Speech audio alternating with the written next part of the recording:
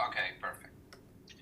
Lee Child, so excited to talk to you. Richard, season 3. What I love about this show and what captivates me, and it's something that I've seen as constant throughout, is that this is not only a show about this tough guy fighting the evil guys. Each task he has a component of emotionality too, and probably redeeming himself from an emotional standpoint. And that's what I find so captivating, because it makes it so human and so real. Tell me a little bit about that.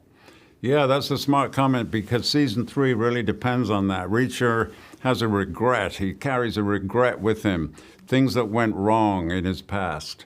And he did. He made a mistake in the past and somebody suffered as a result. And now he's got a chance to put that right. He cannot bring back the person that suffered, but he can redeem himself. He can feel that the loop is closed, that the wrong has been avenged in some way. And it is a very powerful emotional driver of his actions, that sometimes in some stories he's doing it something just because it's the right thing to do. But this time he's doing it because it means something to him very personally.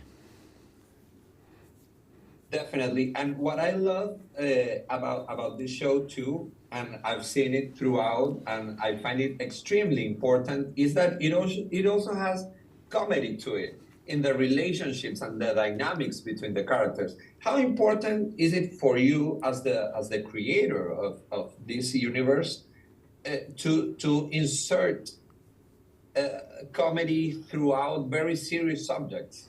Well, I think it's very important, and I do that in the books, but the interesting thing is that people focus on other things. They don't really notice it.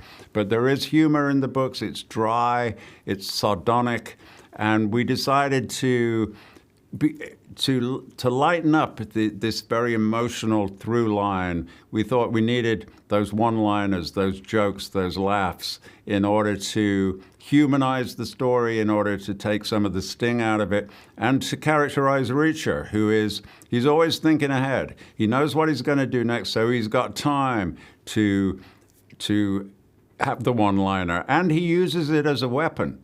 He unsettles people by teasing them, by joking at their expense, especially the huge bodyguard guy. Normally you would be very afraid of a guy like that. And possibly Reacher is a little afraid of him because this guy is a giant.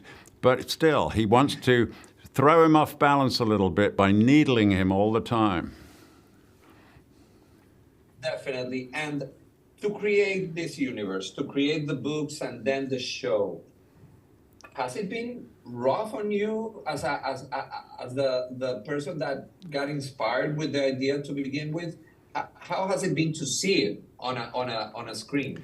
It's been a real joy and a pleasure, and it's not tough at all. It is because the whole nature of telling a story is that you want the listener to own the story. You want it to be their story now. You want that character to live in the reader's head. You want to give it away. And so when you give it away to TV, when you give it away to a larger audience, that's natural. That's what you want. It's the perfect result. If you could describe season 3 in 3 words, which would they be? 3 words, I would think danger, because he's undercover and vulnerable the whole time. I would think huge, because of that bodyguard that he's got to deal with at some point. And I would think rocky, because the location is a wild coastal scene in the Atlantic. And even the elements, the sea is an opponent. The weather is an opponent. It's a tough situation. Where do you see Jack Reacher, the character, next? I see him just doing what he does. He wants a quiet life. He doesn't want to save the world. He doesn't want to get involved. He wants to just take it easy. But trouble always finds him, and he will always deal with it. Don't we all, my friend? Thank you so much. I'm so happy to talk to you, and congratulations. It's a captivating show that never stops, like amazing audiences. Thank That's you very great. much. Thank you. Thank you.